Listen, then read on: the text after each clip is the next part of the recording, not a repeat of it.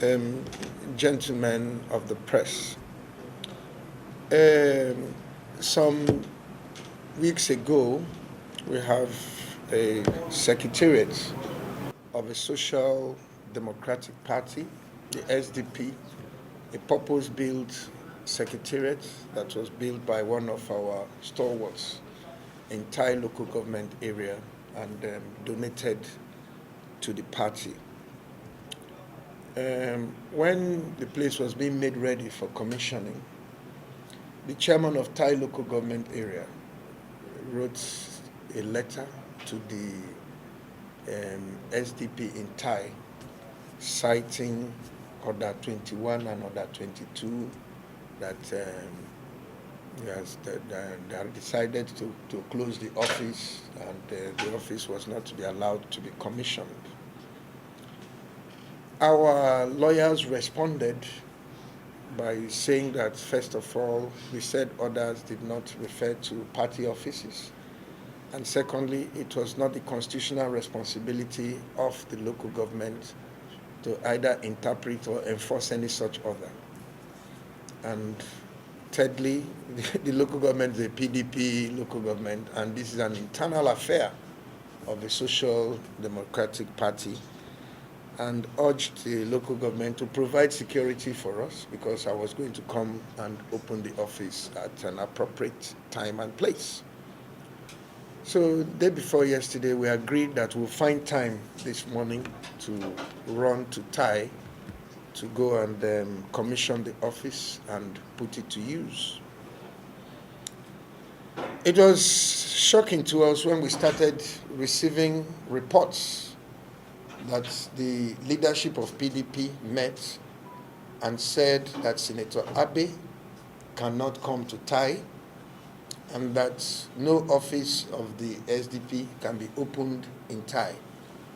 When I was told that, I laughed over it because who is the leadership of the PDP is Barry and Mbakpone. Those are people I know very well. I said, no, I don't think Barry can say such a thing. It's not possible. They should ignore it.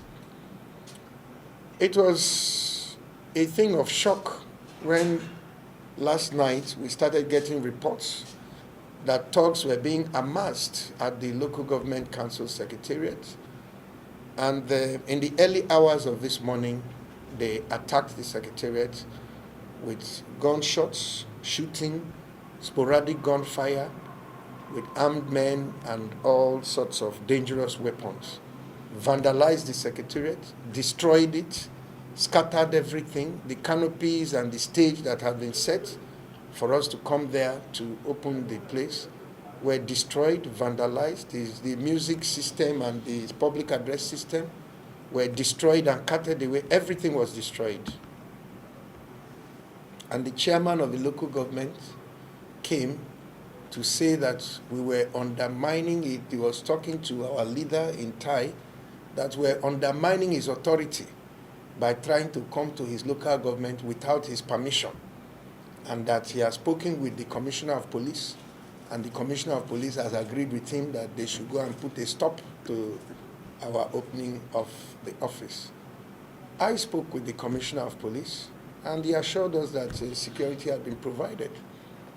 But these people went there and destroyed everything, and were insisting that I cannot come to Tai to talk to the people of Tai or to open the office. And much to our surprise, the few policemen that were posted to the place withdrew, telling us that we needed better signals, that they cannot withstand what was going on. And they left. But since our people were there and they were under fire, I decided that I must go. And I went there. And by the grace of God, with the support of the people, we were able to access the place and address our people. The police later sent some people, and it is to the glory of God that no life was lost. I think that whether we like it or not, this is not a Rivers State problem. This is a Nigerian problem. If Nigeria and Nigeria's security forces and services cannot secure a single location for a political party to hold its event, how are we going to secure the entire country for elections to hold in this country? This is a question that people just have to ask, because this was just one location. And all the actors in this drama were known. The local government chairman came there in person with the thugs, armed with guns and dangerous weapons, and telling people that the activities of another political party undermines his own authority, that he must give permission before SDP can hold an event in his local government. I don't know what section of the Constitution that is being applied in this manner, but I believe that the laws of the Federal Republic of Nigeria applies to everybody. And what is happening in this state right now is a situation of lawlessness, where it appears that people think that everybody else should be helpless, and even the state itself is helpless. I want to appeal to all leaders of the state and other political parties. I have said repeatedly, and I want to repeat here, that we will fight fire with water. So I'm not interested in promoting or escalating violence in this state.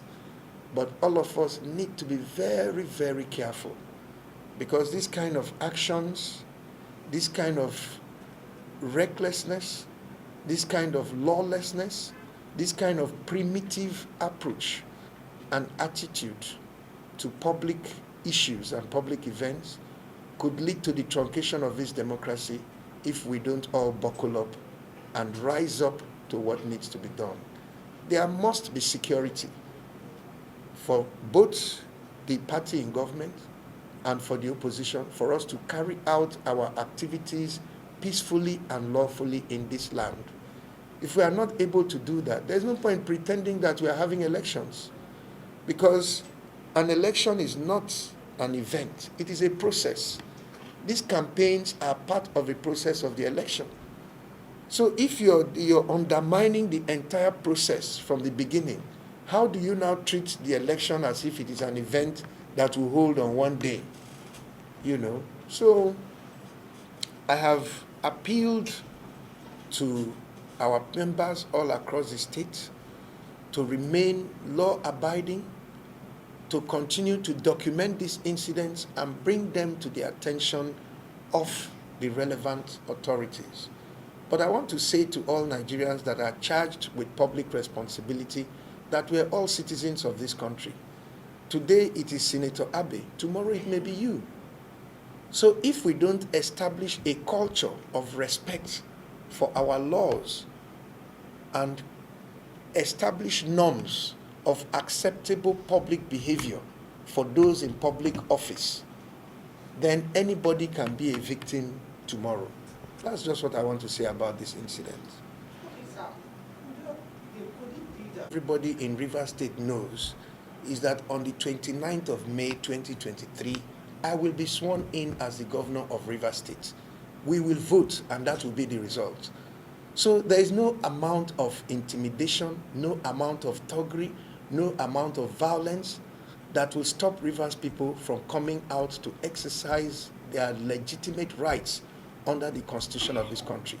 And there is no amount of thuggery or violence or anything that will stop me from going to anywhere in Rivers State to share my message of hope, of progress, of freedom, you know, of change with the people of this state. Because the people of the state know me and I know them. And so everybody knows that this whole thing is a charade. At the end of the day, Rivers people will speak and their voice will be clear. The voice of the people is the voice of God. So I don't think any of this drama will stop us from going to where we are going. But it is important that we understand that this is a country and this country is a democracy, and that we have an obligation while we're in public office to set acceptable standards of public behavior. If I were to be governor of this state, none of these things will happen. Nobody can do that if I'm here as a governor. Everybody's security protection, and freedom in this state will be guaranteed and protected. Nobody can do this if I'm the governor. Nobody can do it to anybody if I'm the governor here. But this is happening because people who have responsibility to speak up have chosen to keep quiet in the face of obvious signs of institutional rascality. And it is not about Senator Abe. It is about the future of our democracy. I think Nigerians need to take notice of what is happening in Rivers State because it can end up affecting the entire process in this country. Thank you very much. Gentlemen,